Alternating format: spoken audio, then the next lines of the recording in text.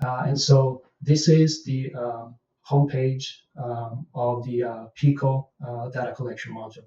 So I'm in the devices screen, and I'm going to go ahead and add a device, or rather a hub, which is a torque controller. So I click on add a device.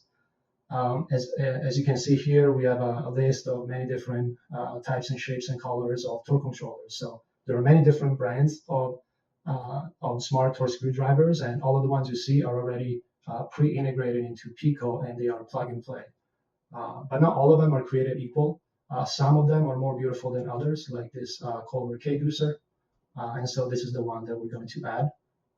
So I click next. So I can enter a device name. I will just shamelessly call this best in class torque controller. You can actually get in a serial number, a location. Maybe I'll say this is for my home office. But this could be, I don't know, plant building A, plant building C, if you have a multi-site building. The IP address, this is the most important field, because it tells Pico MES where to go and find that controller in the network. So 192.168.5.14, that's the one for the controller I'm adding now. And then I'm just going to enable this setting, enable torque traces. It just tells Pico MES that I want the torque graph to be collected for every single screw. So I click on add. Now created what is called a hub, which is our torque controller. I still need to add a device that represents my torque tool. So I'm going to click again, add a device. This time I'll use a shortcut. I'll type KDS here in the search box because the Kolver transducer screwdrivers are called, the models are called KDS. So I'm going to add an inline tool. Again, I click next here. Device name, I'll just creatively call this Kolver.com. So assign hub.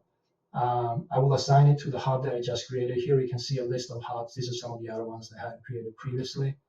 Assign station. So offline, I created an office station. So this represents like a work cell. Imagine in your factory you have a bunch of stations, or maybe a line or a particular section in a line. You would create a station that represents that, so you can better categorize all the data that comes in.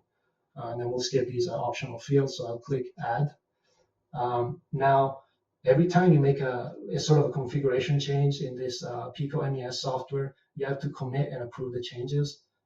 This provides a nice like audit log of every change that was made to the configuration of the software. And in case you do something that breaks maybe some functionality, you can always revert back.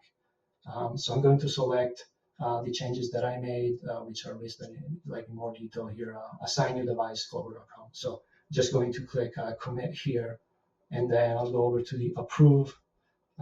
Again, there is a commit ID, and I'll just click submit. And by the way, I'm using a user account within this system that has permission to actually make and approve changes, but you could just as well create a user that is view only, that they can only view data.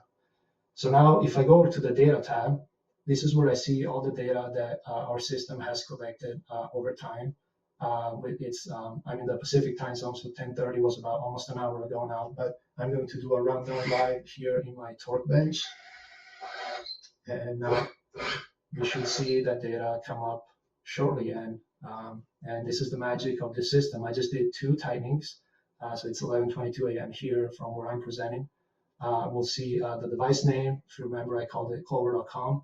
The serial number of the tool, that's actually gathered live from the torque controller. So it's automatically imported. If I were to plug in a different torque screwdriver, its own serial number would show up here.